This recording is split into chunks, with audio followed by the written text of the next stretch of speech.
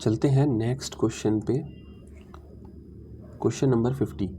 एक चुनाव में एक उम्मीदवार जिसने 37% मत प्राप्त किए और विजयी उम्मीदवार से 5,20,000, ठीक है, मतलब 52 और 40 1 2 3 4 5 2 1 2 3 4 मतों के अंतर से हारा। ठीक है, इस चुनाव में दोनों उम्मीदवारों को डाले गए मतों की कुल संख्या। इस चुनाव में दोनों उम्मीदवार मतलब प्रश्न के अनुसार दो ही उम्मीदवार थे, एक को मिला है इतना प्रतिशत, तो दूसरे को जो भी बच रहा है वो दूसरे को मिल रहा है, तो 30%। ठीक है, और इसको इतना मिल रहा है, जो जीत गया उसको इतना मिल रहा है, और वोटों का अंतर इतना है। प्रतिशत का अंतर कितना आ रहा है? प्रतिशत का अंतर आ रहा है 26%।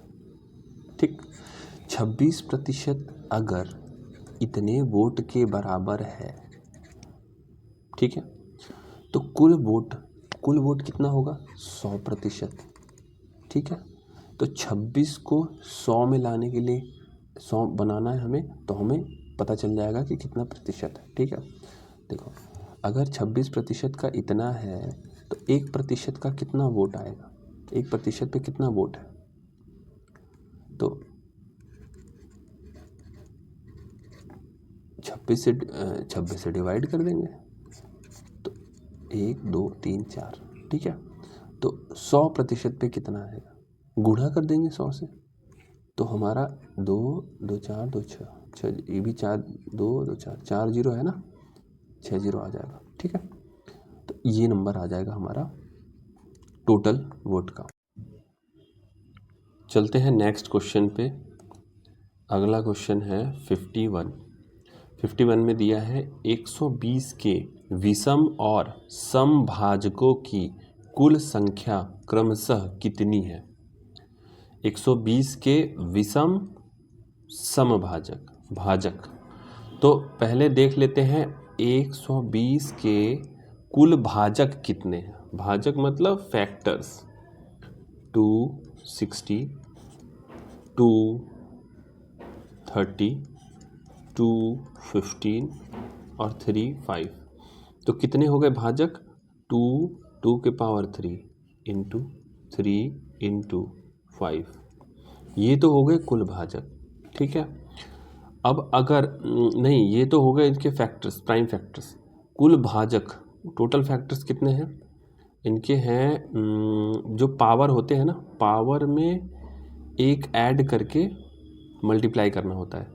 तो 2 के पावर 3 है तो 3 + 1 इंटू 3 के पावर 1 है तो 1 + 1 इंटू 5 के पावर 1 है तो 1 + 1। देखो जब भी हमें भाजक निकालना होगा ना, पहले इस तरीके से हम ये नंबर्स निकालेंगे, इस तरीके से लिखेंगे। इनके जो पावर्स है ना, इनके पावर्स में एक ऐड करके मल्टीप्लाई कर देंगे, तो 4 इंटू 2 इंटू 2, 4 2 जा 8, 8 2 जा 16। टोटल इसके 16 भाजक हैं। ठीक है, ये 16 क्या है? इसी में विषम भी है और इसी में सम भी है, दोनों मिला के 16 है। ठीक है, अब देखो इसमें से 2 क्या है? सम संख्या है, और 3 और 5 विषम है। तो 2 से रिलेटेड जितने भाजक हैं, संबंधित हैं, वो सारे सम संख्या में हैं। ठीक है, तो अब देखो सम भाजक के लिए 2 सम है ना, सम संख्या है, तो जो सम भाजक जब निकालना होगा तो सम का उतना ही रहने देंगे। ठीक है, सम की जो पावर है 2 के पावर 3, तो 3 को हम बढ़ाएंगे नहीं, 3 और ये 3 के पावर 1 जो विषम है उनमें एक ऐड कर देंगे। ठीक, तो ये कितना आ जाएगा? 3 इंटू 2 इंटू 2 कितना आ जाएगा? 12। टोटल 16 है, जिसमें से 12 क्या है? सम है, तो विषम कितनी होंगी? 4 होंगी। तो विषम भाजक विषम भाजक क्या होंगी? 12 नहीं 16 माइनस 12 इज इक्वल्स टू 4। अब देखो विषम सम, ठीक है। चलते हैं अगले क्वेश्चन पे, क्वेश्चन नंबर 52। क्वेश्चन नंबर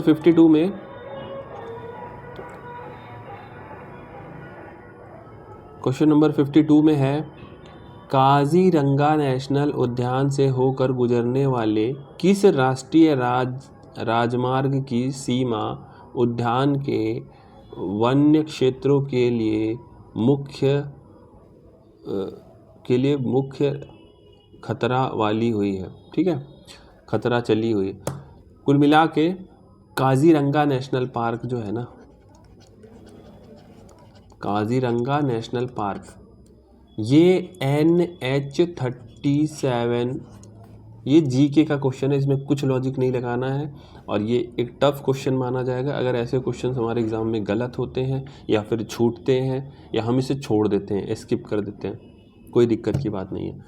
इसमें जो फैक्ट हमें याद ही होना चाहिए, हमें बिल्कुल पता होना चाहिए, वो ये है कि इंडिया की लार्जेस्ट NH कौन सी है। अगर ये पूछे तो NH44 है, ठीक। पहले NH7 थी, ये 2000 आई थिंक 18-19 में सरकार ने NH के नाम बदले हैं, तो पहले NH7 थी, अब ये नहीं है, अब ये है NH44। एक तो ये फैक्ट पता होनी चाहिए। दूसरी, सबसे ज़्यादा रोड नेटवर्क ये भी पूछ सकता है, और रेलवे का एग्ज़ाम है तो रेल नेटवर्क भी पूछ सकता है। रोड नेटवर्क अगर वर्ल्ड में कहा जाए तो वर्ल्ड में US है, ठीक, उसके बाद है इंडिया, उसके बाद है चाइना। इंडिया ने चाइना को अभी कुछ साल पहले ही ओवरटेक किया है, पिछले साल। स्टेट वाइज देखेंगे तो ये आ जाएगा महाराष्ट्र सबसे ज़्यादा है, राजस्थान सेकंड पे है। रेलवे का गूगल कर लो, ठीक है। चलते हैं क्वेश्चन नंबर 53।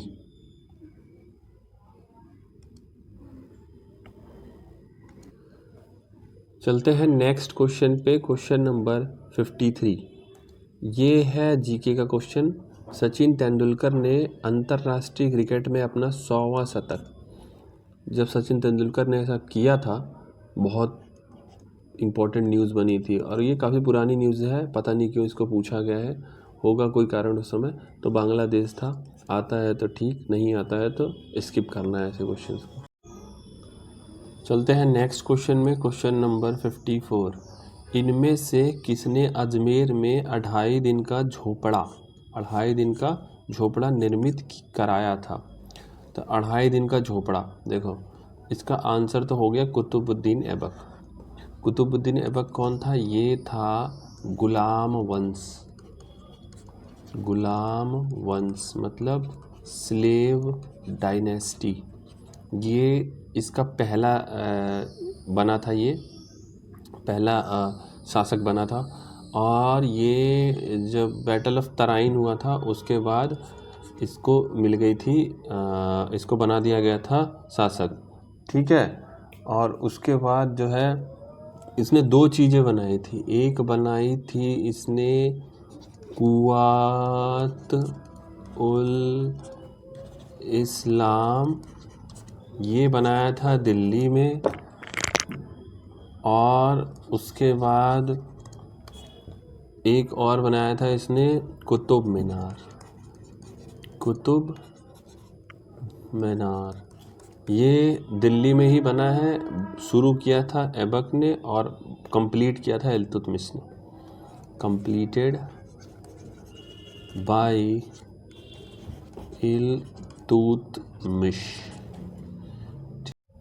चलते हैं नेक्स्ट क्वेश्चन में, question number 55, 55वां question.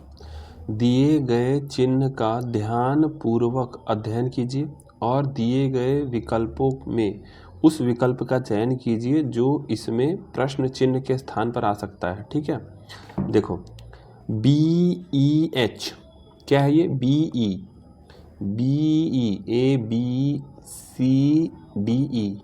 FGH KLM NOP, मतलब यहाँ पे तो आना चाहिए Q। कन्फर्म हो गया? Q दो ही में है, ये और ये कैंसिल हो गया। नंबर 3 4 7 8 9 11 13 3 4 हाँ 3 4 3 + 4 = 7 8 + 9 8 + 9 = 17 11 + 13 = 24 11 + 13 = 24। ठीक है, मतलब ये जो नंबर से इनको ऐड करना है तो 17 आ जाएगा, क्यों 17 हमारा आंसर हो जाएगा। ठीक है, चलते हैं नेक्स्ट क्वेश्चन पे। Question number 56। क्वेश्चन नंबर 56 है, 4 शब्द दिए गए हैं जिनमें से 3 किसी तरह से एक समान है और एक असंगत है। असंगत शब्द का चयन कीजिए। तलवार, कटार, कुदाल, छुरी। ठीक है, छुरी, कुदाल, कटार, तलवार, क्या हो सकता है इसमें अलग, असंगत क्या हो सकता है? छुरी, छुरी, छुरी हाथ से, कटार, कुदाल हाथ से, कटार भी हाथ से, तलवार भी हाथ से। छुरी, कुदाल, कटार, तलवार, हाँ ये हो सकता है इसमें। ठीक है, इसमें हो सकता है, देखो छुरी डायरेक्ट हम हाथ से पकड़ते हैं। कुदाल, कुदाल इसको हम डायरेक्ट हाथ से नहीं पकड़ते। ठीक है, कुदाल में लगी होती है लकड़ी। कटार हाथ से पकड़ते हैं, तलवार हाथ से पकड़ते हैं। यही समझ में आ रहा है। ठीक है, अगले क्वेश्चन पे चलते हैं। Question number 57। क्वेश्चन नंबर 57 है, वायु में मौजूद निम्नलिखित में से कौन सा तत्व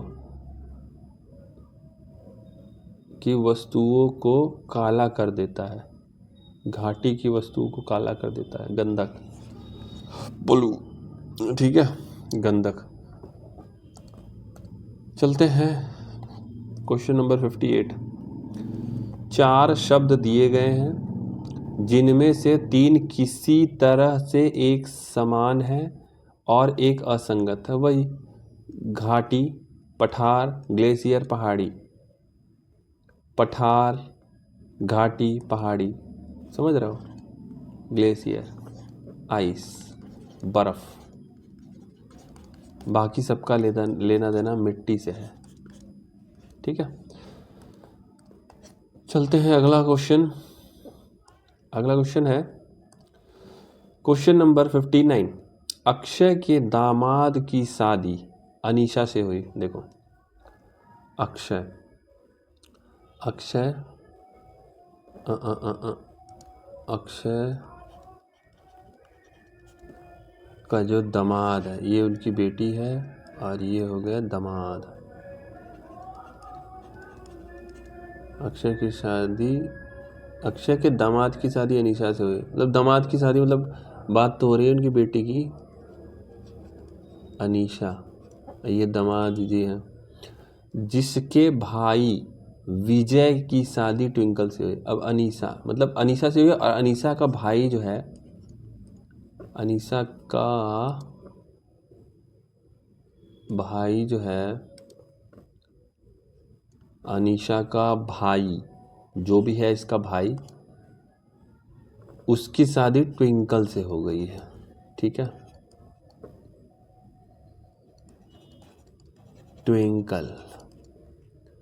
ट्विंकल का अक्षय से क्या लेना देना है? अब ये ट्विंकल है और ये अक्षय है, तो अक्षय का बेटा है ये, और बेटी की, इसके अक्षय के बेटे की पत्नी है ये, धर्म पत्नी।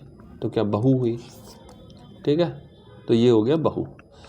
आगे चलते हैं क्वेश्चन नंबर 59। 59 हो गया। Question number 60। क्वेश्चन नंबर 60 में क्या करना है, x 1/x is equals to x square plus 1/x² का मान ज्ञात करना है, ठीक है। देखो इसमें x है और यहाँ पे स्क्वायर है, इसमें इस इक्वेशन को बस स्क्वायर कर देना है। कैसे करना है, ऐसे क्वेश्चन में स्क्वायर कर दो बस दोनों तरफ,